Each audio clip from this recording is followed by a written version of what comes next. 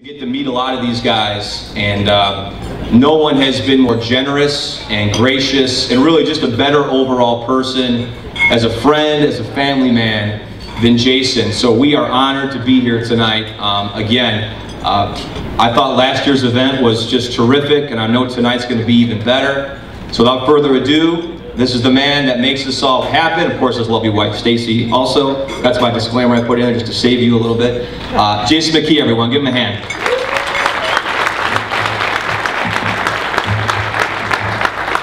Thank you. I'm not a big speech guy. You know, I can do the radio stuff, a little bit of TV stuff, but the speech stuff is not my thing. But you know, I just want to thank everybody for coming out here, man. I mean, you know, JD's talked about, you know, we do everything, me and my wife, and you know, we got wonderful volunteers, Nicole Christensen, Michelle Ferry.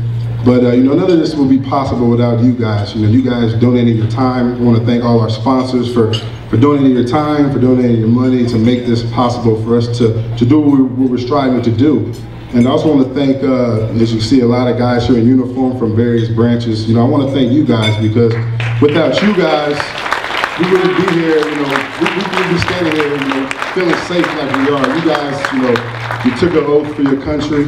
And you know, every time you're deployed or you go to work, you know, you lay it on line for your country. And I say all the time, you know, a lot of people look at, you know, athletes as heroes, and they put us on a pedestal as role models. But you know, I think, you know, you guys, you servicemen and women from all branches of the military. And I can't say soldiers no more, because my dad choked me out this morning because I kept saying soldiers, and he's like, son, the soldiers just the army. You know, you're touching every branch of the service. So I didn't say soldiers, Pop, so you can't choke me out no more.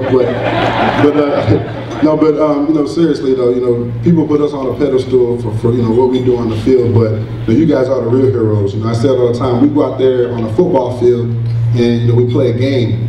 But you know, when you guys are deployed, you're playing a game of life. You know, you may not come back.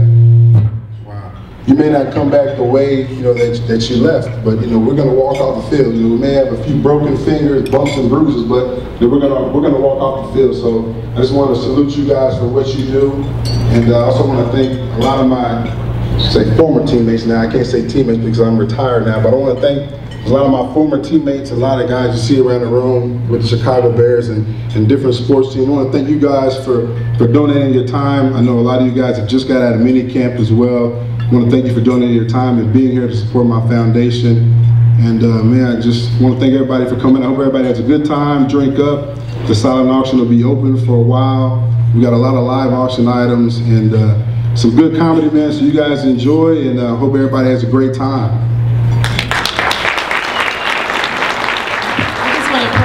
Thank Jason. I met him about a year ago. He was doing internet radio, and you know, I've been in radio for like 10 years, so I gave him some pointers, just a couple pointers, and now he's big time. Like, you're huge in radio.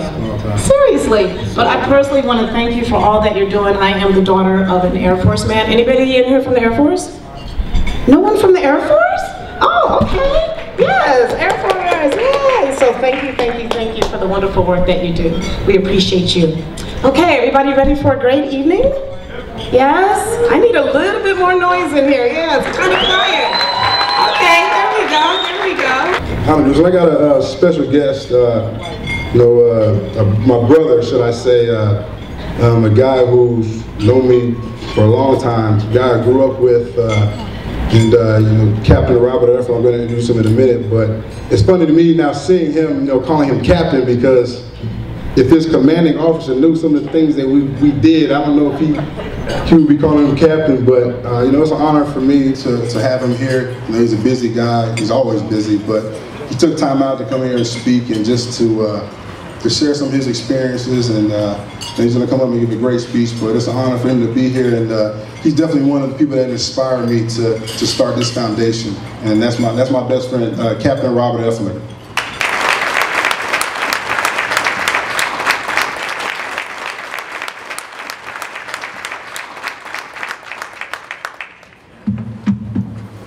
All right, I'm going to break one of the cardinal rules and use my little iPad here for some notes. Hey, how about another round of applause for Jason, Stacy, their staff to put this thing together.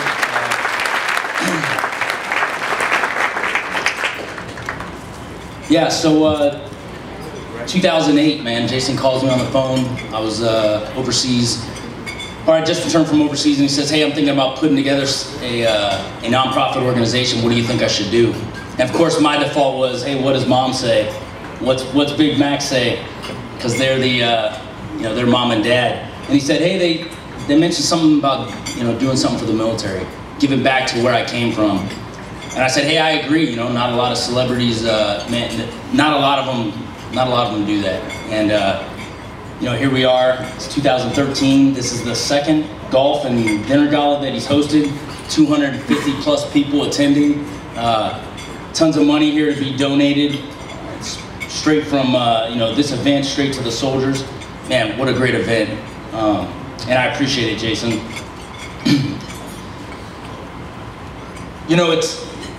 It's a testament to Jason and Stacy, their moral compass to give back to the community, specifically for him to reach back to his roots.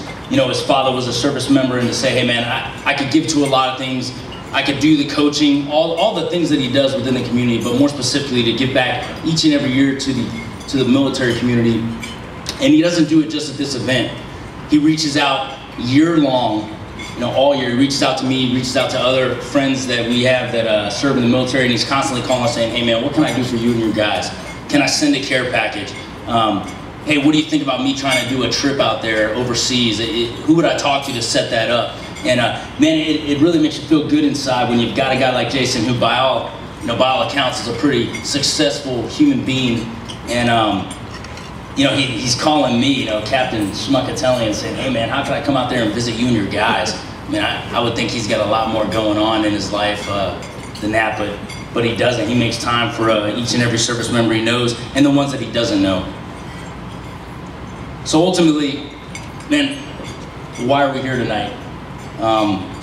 We're definitely not here to pat Jason on the back for his Abe Lincoln look-alike beard, because man, it ain't Abe wasn't bald, so it ain't looking that good.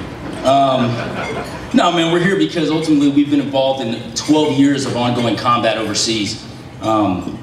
We've been battling with terrorists who on a daily basis live and die to basically strip us of our freedoms that my fellow members here in uniform have viciously fought to uphold and keep intact. I mean, this is obviously no news to you, but I bring it up because if any of you watch the media, it's very unlikely that you'll see a news report out there talking about my fellow soldiers, sailors, Marines, and airmen out there prosecuting the mission overseas and bringing some discontent to the enemy on their turf. You will very rarely hear about that anymore. It's not a very popular topic. Instead, you'll probably hear about some singer who might or might not be pregnant, or some guy's exploits on the Desperate Housewives show. But it's kind of a morale buster to the younger men that serve in the military when they're over there putting their lives on the line each and every day, and they experience and see things over there, loss of life, their friends. Some of them come back maimed and mutilated pretty bad from the conflict, and they come back to that kind of lack of support structure, if you will. It's frustrating because these young men and women, they go over there, they sacrifice almost everything. As a matter of fact, they probably have made the greatest sacrifice that my generation will see, and has not been seen since the days of Vietnam and World War II. They go over there and they sacrifice it all for a code. They follow orders, they don't ask any questions, they do what they're told, they prosecute the mission, they try to come home and bring their men home. They train for combat, and it's a life or death game, like Jason said. There are no, the winning and losing is defined by life or death. I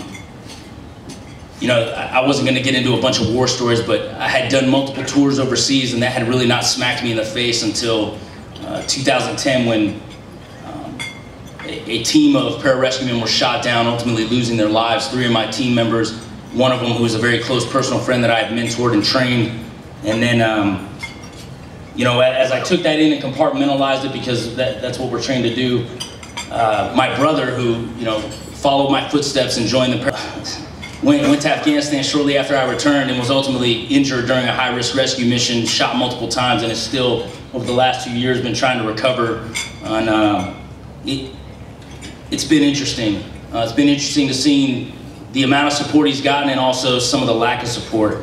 And so ultimately what I'm getting at when I bring that up is that now you got a guy like Jason who, man, he doesn't have to invest the time, the money. He doesn't have to reach out to his friends that are out there serving in the military, but he does it. He makes a conscientious decision every day to go out there of no profit of his own, not for publicity, not for any financial gain, but ultimately to support those service members, my brothers in arms that are over there defending our freedom.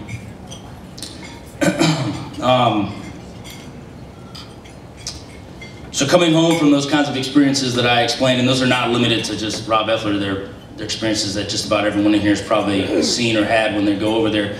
You know, these guys are faced with a lot of challenges. They come home, they're bitter. They're bitter about what they could or couldn't do over there to get the mission done. They're injured, and you know that is forever life-changing. You know, when you lose your legs or you're blinded or any of the various injuries that you sustain over there.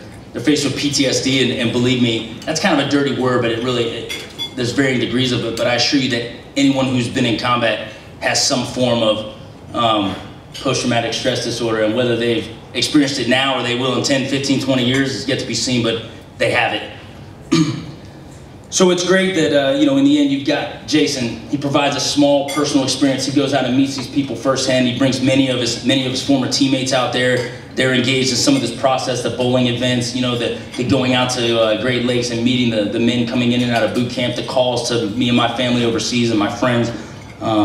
He's not inundated by bureaucracy like some of the bigger organizations out there. Jason's gonna have it his way. He's gonna support the troops in his way, and that's the bottom line. I completely appreciate that about him. And he never forgets. He's always in contact. He's the consummate patriot, and he's a mentor to the community, and most of all, he's my best friend. So, you know, without further ado, I don't want to hold you up anymore, but I thank you for the opportunity to speak. I'm truly humbled, Jason. Thank you. And again, I'd like another round of applause for all the donors, the guys that are going to do it, Jason, his beautiful wife, Stacy, and the staff, and definitely thank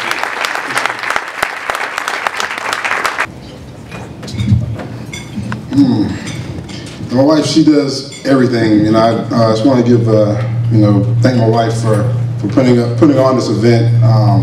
You know, many nights she stayed up, you know, all night. I don't think she went to sleep last night, and it's a long process, man, and a lot of arguments between me and her, but man, she always gets it done. So I just want to thank Stacey Mckie for putting on another great event.